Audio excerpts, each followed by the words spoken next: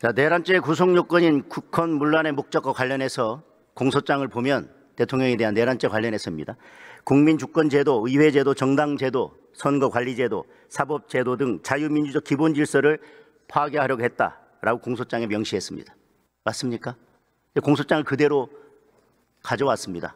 그리고 그 근거로 국회의원, 정치인 등 주요 인사를 영장 없이 체포, 구금하려고 했고 국회를 무력화시키려고 했다는 사실을 그 주요 근거로 적시했습니다. 맞습니까? 네.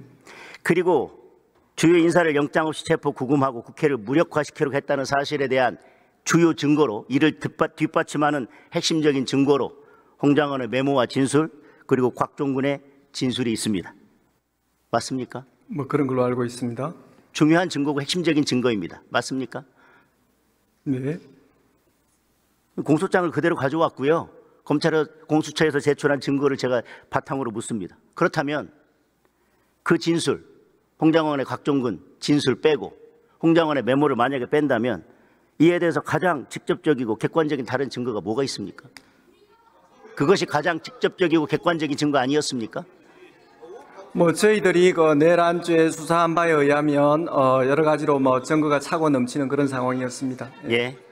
자, 만약 내란죄에 대한 공수처의 수사권이 없다고 최종 결론이 난다면, 자, 수사권이 없다고 계속해서 저희들이 문제 제기를 했습니다. 그런데 수사를 진행했고 체포 구속까지 했습니다. 그런데 지금 법원에서도 수사권에 문제가 있다고 해서 구속 취소를 했고요. 최종적으로 본안에서도 그렇게 결론이 난다면 공수처가 3,000명을 동원해서 헌법기관이 현직 대통령을 불법으로 체포한 것은 결과적으로 어떻게 평가받아야 됩니까? 공수처장님.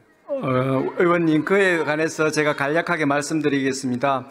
본건 불법 비상계엄 선포로 인한 내란 행위는 대통령이 군 통수권과 행정부처에 대한 지휘감독권을 남용한 직권남용 권리 행사 방해죄와 국헌을 물러나기를 목적으로 폭동을 일으킨 행위에 적용되는 일반적인 내란죄로 이루어져 있습니다. 법정형에 있어서는 내란죄의 사형 무기징역이 정해져 있어 직권남용죄보다 무겁기는 하나 통상의 내란죄에 더하여 직권남용죄가 중요한 부분을 차지하는 범죄이고 직권남용죄가 내란죄에 포함되는 그런 관계가 아닙니다. 예, 공수처장님. 의원님께서 공수처장님, 자꾸 사건에 대해서 말씀드리는 전제 자체가 잘못된 공수처장님, 부분입니다. 전제 자체가 잘못된 게 아니라 제가 구속 취소 사건에서 구속이 취소됐고 그 재판부에서 공수처의 수사권에 대해서 의문을 제기했기 때문에 그 의문이 합당하고 본안재판에서 결국은 수사권이 없다고 밝혀진다면 3,000명을 동원해서 체포한 그 행위는 어떻게 평가받아야 되냐고 물었습니다. 구속은 취소됐습니다. 그리고 재판부에서 수사권에 의문이 있다고 한 것도 기정사실입니다. 의원님, 저의 견해를 말씀드린 것이 아니라 서울 서부지방법원과 서울중앙지방법원의 5분의 판사님에 의해 가지고 수사권이 명확하게 인정된 사안입니다. 그 부분에 대해서 참 지났는데 자꾸 그 말씀하시는 것이 너무 말씀이 합당하지가 않습니다. 네.